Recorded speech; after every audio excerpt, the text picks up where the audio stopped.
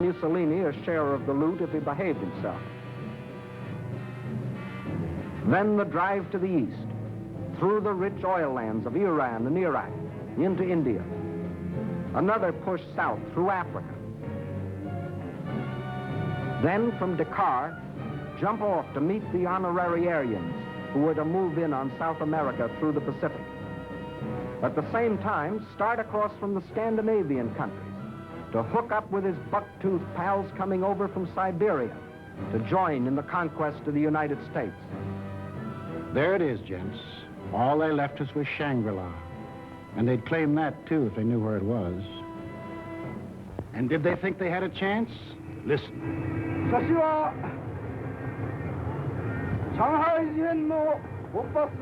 When war comes between Japan and the United States, I shall not be content merely to occupy Guam, the Philippines, Hawaii, and San Francisco.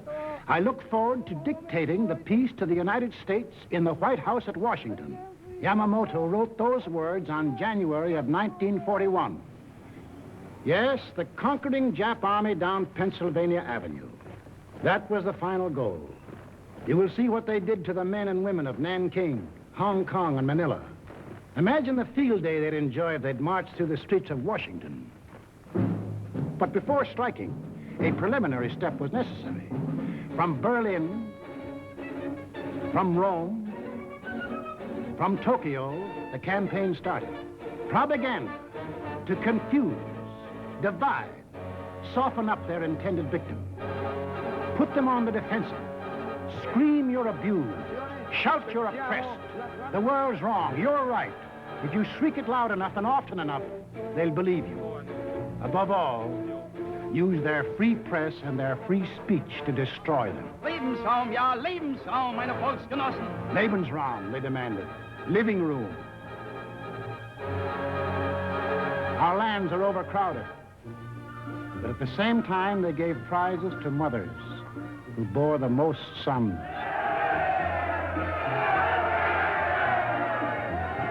They brought together large groups of young men and young girls for human breeding. Read what one of their leaders wrote.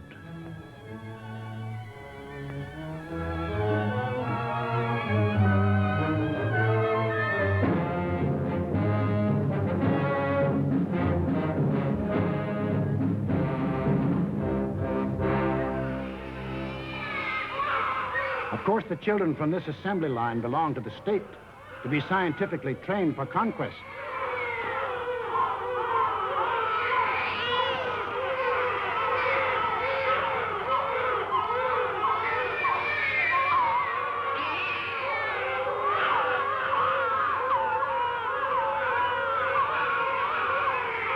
Another howl was the lack of raw material. They claimed they were the have-nots and we were the haves. But out of this supposed lack, they built up the greatest war machines the world has ever known. These are the published figures from the German military budget. Actually, between 1933 and 1939, Hitler's program of rearmament cost more than $80 billion. The Nazis alone assembled a striking force of 30 panzer divisions, 70 motorized divisions, 140 infantry divisions, plus the Luftwaffe, the world's largest air force. And they had no raw materials. Think of the bread, the automobiles, the good things of life that the German, Italian, Japanese leaders might have given their people if they had spent this money for peace instead of war. You know what billions we are now spending to match their military force? No. No, these arguments were all smoke screens. When war came, the democracies proved to be the have-nots, and our enemies, the haves. And when war came, where did it come?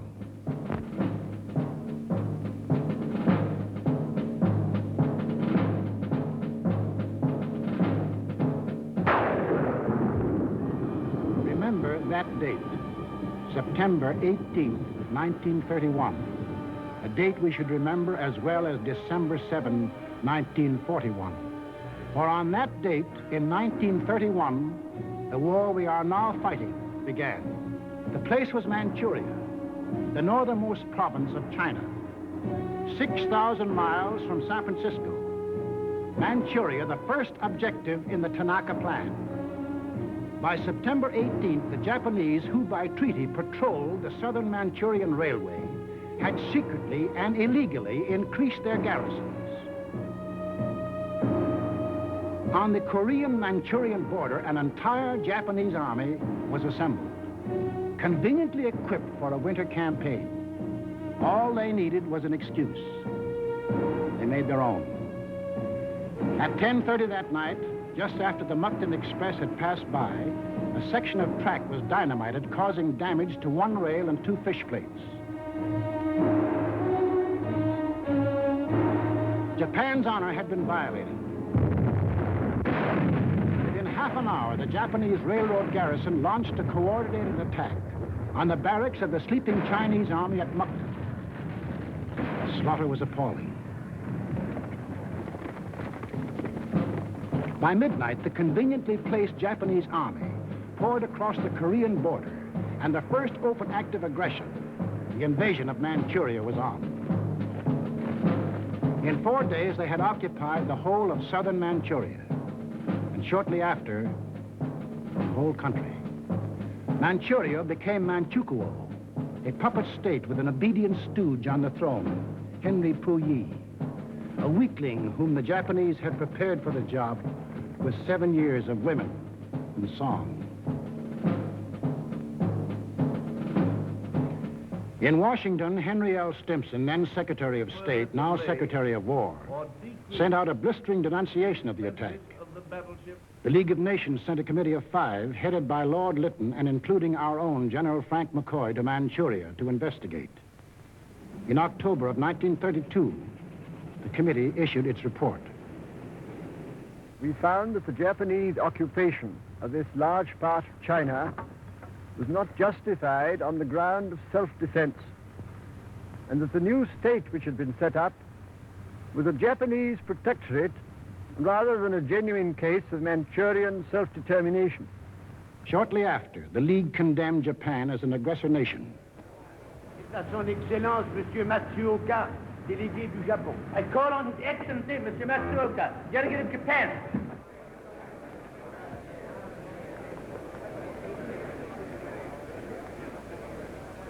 It is a matter of common knowledge that Japan's policy is fundamentally inspired by a genuine desire to guarantee peace in the Far East and to contribute to the maintenance of peace throughout the world. Japan, however, finds it impossible to accept the report adopted by the Assembly. In answer, the Japanese delegates, knowing there were no guns behind this condemnation, smiled, took up their briefcases, marched out of the League. Northern Manchuria was dead. Collective security was dead. A green light had been given the aggressors. We and the rest of the world knew that these aggressors should be stopped and punished. But we were unwilling to make the necessary sacrifices to back up that opinion. It was impossible to convince a farm boy in Iowa, or a driver of a London bus, or a waiter in a Paris cafe that he should go to war because of a mud hut in Manchuria.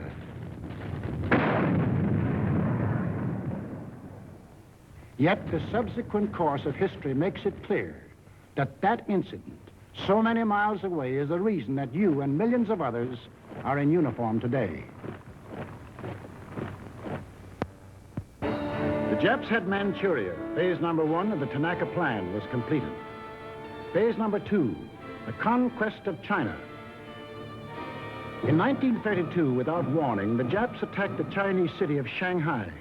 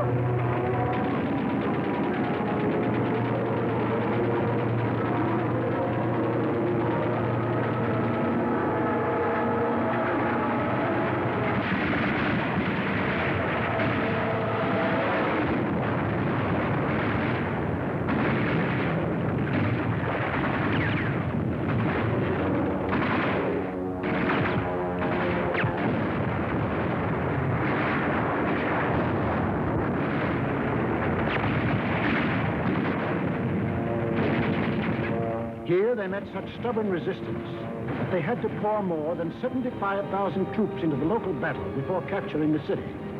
This resistance made them decide to shift their campaign to the north. And in 1933, they added the province of Yehol to Manchuria. Yes, the Japs launched the second phase of the Tanaka Plan, but they had yet to finish it. A united nation stands against them. Under the inspired leadership of General Chiang Kai-shek, the Chinese people fought and still fight on. Meantime, what of Japan's partners? What helpless people were they planning to bomb, slaughter, drive into slavery?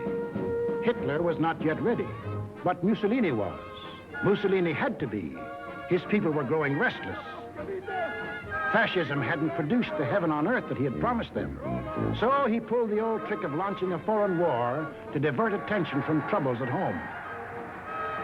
So Mussolini beat his chest like Tarzan and looked around for a worthy foe. He found one, Ethiopia.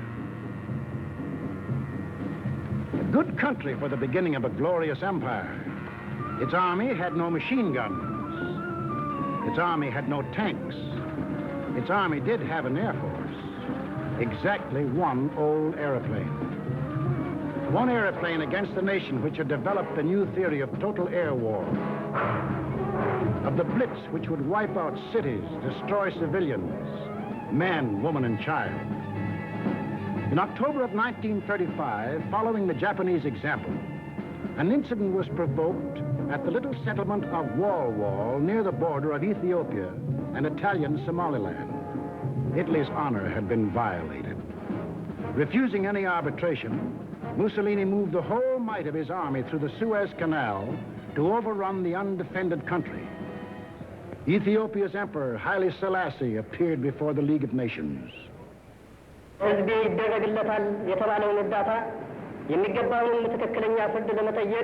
I must still fight on until my tardy allies appear, and if they never come, I say to you without bitterness, the West will perish.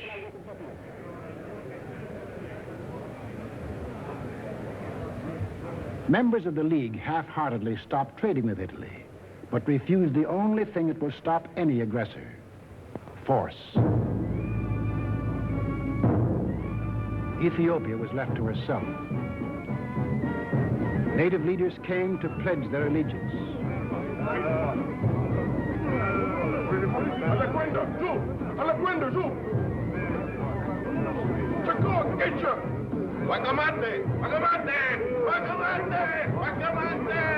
The people of Ethiopia, with their spears and bare hands, faced the guns and the tanks of the invaders, fighting desperately and gallantly to save their country from conquest.